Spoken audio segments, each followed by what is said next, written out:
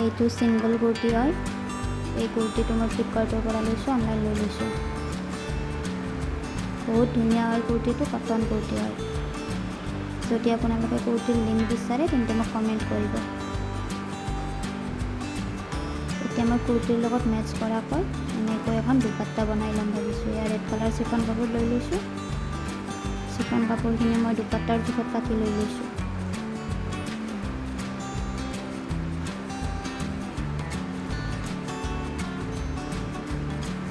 কুৰ্তিৰ লগত মেটচ কৰাকৈ মই এটা লেচ লৈ লৈছোঁ দুপাট্টাৰ ছাইডত লগাবৰ কাৰণে। এয়া এইটো লেচ মই দুপাট্টাখনৰ ছাইডত লগাই দিম ভাবিছোঁ। কেনেকুৱা লাগে আপোনালোকে জনাব বাৰু। এতিয়া মই ছাইডতে এয়া লেচটো লগাই ল'ম ফাৰ্ষ্ট।